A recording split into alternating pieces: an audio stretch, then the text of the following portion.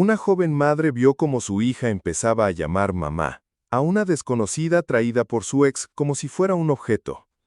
Chuck, manipulador y cruel, no solo quiso reemplazar a April, sino también borrar su lugar en el corazón de su hija. Pero April tenía más fuerza de la que él imaginaba, y con la ayuda menos esperada, cambió el destino de ambas. Y escuchen bien cómo esta historia dio un giro poderoso. ¿Y por qué? Al final, la justicia habló más fuerte que el control. El paquete llegó antes de lo esperado, pero ya nadie lo esperaba. April lo supo apenas vio el auto de reparto girar en la entrada de la casa que había compartido durante 6 años con Chuck. No era su casa desde hacía 4 meses, desde que firmó el divorcio y se mudó con su hija a un pequeño apartamento de una habitación al otro lado del pueblo. Pero esa tarde, había llevado a Mary para su visita con el padre. Se suponía que solo iba a dejarla 5 minutos y volver al turno nocturno en la planta. Lo que no esperaba era abrir la puerta y ver a Chuck, de pie en la entrada, con esa sonrisa torcida de quien se siente en control. Y al otro lado, una joven delgada, apenas cubierta con un suéter claro, sosteniendo una maleta desgastada. Tenía el rostro pálido por el viaje, los ojos grandes por la incertidumbre y la ropa arrugada de haber dormido sentada. «Esta es Leila», dijo Chuck con entusiasmo, sin ni siquiera mirar a April. «Acaba de llegar». La joven forzó una sonrisa y bajó la mirada. Murmuró un saludo casi inaudible. Su acento era fuerte, pero lo que más se oía era el silencio detrás de sus palabras. April no contestó, ni una palabra. Solo bajó la vista. Maddie, de 2 años, estaba sentada en el suelo de la sala, rodeada de juguetes de segunda mano. Al ver a la joven en la puerta, la niña se levantó tambaleándose, sonrió y estiró los brazos hacia ella. No hacia April, no hacia su padre, hacia esa desconocida que olía a aeropuerto y miedo, como si fuera su mamá. Chuck, sin el menor tacto, miró a April con aire de burla. «Firmaste el divorcio, April. Yo pago esta casa. Puedo invitar a quien quiera». Ni una gota de duda en su tono, como si no hubiera una hija mirando, como si no acabara de convertir su sala en un escenario. April sintió como algo se cerraba dentro de ella. No era celos, no era rabia por Chuck. Era otra cosa, una punzada profunda de algo más frío, más viejo. No por él, ni siquiera por la joven que apenas parecía entender dónde estaba.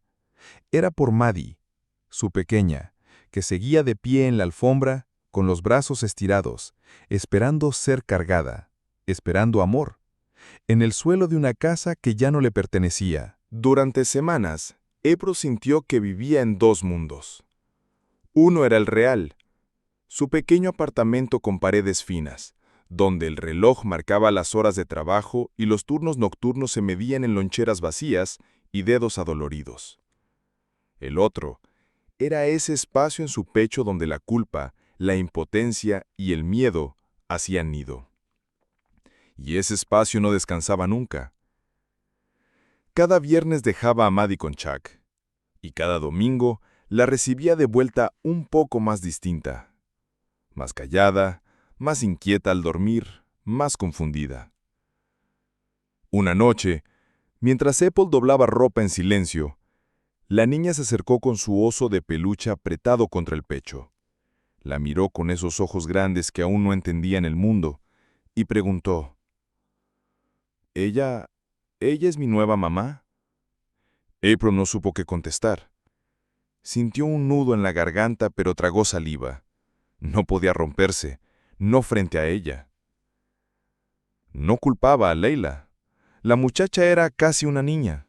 Tenía la mirada baja, las palabras contadas. Se movía por la casa de Chuck como si estuviera caminando en casa ajena. A veces April la veía en el supermercado, sola, comprando lo básico con cupones que no sabía usar bien. Era obvio que no entendía del todo lo que estaba pasando. Pero el daño ya estaba hecho. Chuck no había traído una esposa. Había importado una idea. Alguien que no discutiera. Alguien que no cuestionara. Alguien que llenara el silencio sin exigir nada a cambio. No amor, no familia. solo una figura que sirviera para mostrar que podía hacer lo que quisiera. April intentó hablar con él. No una vez, varias. Pidió respeto, explicó cómo eso afectaba a Maddie, pero Chuck se limitó a reír con esa arrogancia cómoda de quien sabe que tiene la ventaja. Si no te gusta, pide la custodia, a ver si puedes pagar un abogado con tu sueldo de empacadora. Colgó, sin esperar respuesta. Pero esa frase no se fue. Se quedó ahí, como una astilla clavada en lo más hondo. Y esa noche, mientras Maddie dormía abrazada a su oso y el silencio lo cubría todo, April se quedó sentada en la cocina, mirando la luz del refrigerador parpadear, sintiendo cómo muy despacio algo se encendía dentro de ella. No rabia, voluntad. Una parte de sí misma que llevaba años en pausa, escondida detrás del cansancio. Una parte que ahora, por su hija, despertaba. El cambio no fue repentino, fue silencioso. April no gritó, no confrontó, no rompió cosas. Simplemente empezó a moverse. Vendió su auto, ese sedán viejo que ya se apagaba en las esquinas. Caminaba al trabajo con una linterna en la mano y botas resistentes para el hielo. Tomó turnos dobles en la planta, uno tras otro, con las manos cada vez más agrietadas por el frío y el jabón industrial. Guardaba cada dólar, no para mudarse, no para ropa, para una sola cosa: recuperar a su hija. Empezó a llevar un cuaderno pequeño en su bolso. En él escribía cada detalle. El día que Maddie llegó con los ojos rojos y no quiso comer. La vez que Leila no salió del baño por más de una hora. La ocasión en que Chuck dejó a la niña con la joven mientras él desaparecía por horas. Todo, sin exagerar, sin omitir, sin dejarse llevar por la rabia. Solo hechos, fechas, pruebas. Durante semanas, April pensó que estaba sola. Hasta que una noche, mientras salía del supermercado, oyó pasos detrás de ella. Se volteó con el corazón encogido. Era Leila, sin maquillaje, con los ojos hinchados, temblando. «Please, help me», susurró, con la voz rota. «I want to go». Le había quitado el pasaporte. No la dejaba salir sola. Le hablaba con voz amable delante de otros, pero en la casa le decía que no tenía a dónde ir, que nadie la iba a ayudar, que si se quejaba, él la mandaría de vuelta con vergüenza. Pero Leila ya no quería callar. Al día siguiente, April la acompañó a servicios de protección. Luego, juntas, fueron a una organización para mujeres migrantes en situación de vulnerabilidad. Leila lloró al hablar con la trabajadora social, pero no se detuvo. En menos de una semana, el consulado filipino ya estaba al tanto. Y Chuck recibió una llamada oficial. Leila estaba bajo protección diplomática. Ya no volvería a su casa. No con él. April, mientras tanto, reunió todos sus apuntes. Preparó un dossier con fechas, relatos, testigos. Y lo llevó, con manos temblorosas, al bufete más cercano. No sabía cómo iba a pagarlo, pero la abogada que la atendió escuchó en silencio. Y luego le dijo: «Mi hermana pasó por algo muy parecido. No te preocupes por el dinero. Vamos a ayudarte».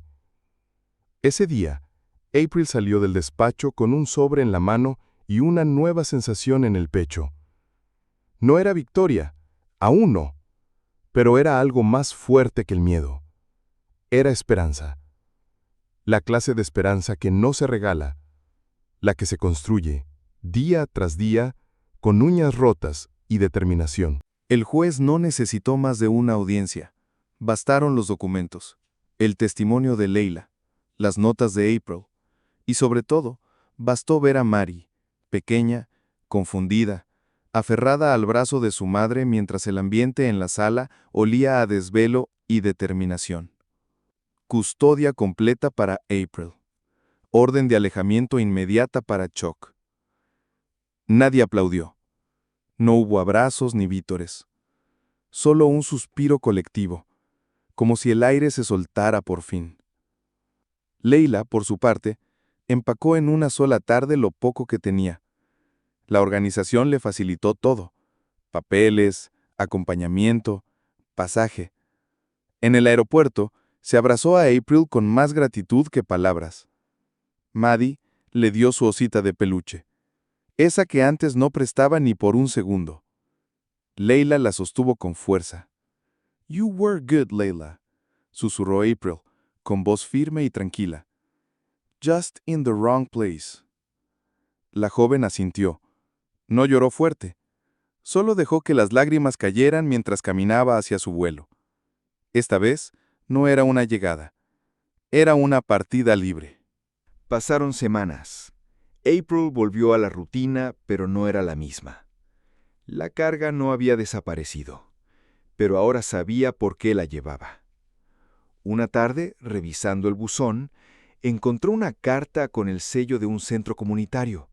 Había sido seleccionada para una beca nocturna de enfermería, un programa para madres solteras que trabajaban de día y querían crecer de noche.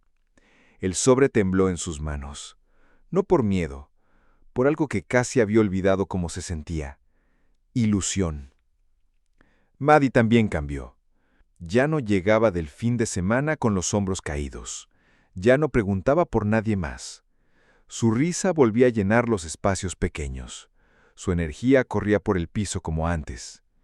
Y una tarde, mientras April preparaba la cena, algo sencillo: arroz con pollo y verduras, sintió unas manitas en su espalda. Maddie se acercó con los brazos abiertos. «Ahora sí, mami. Abrázame tú».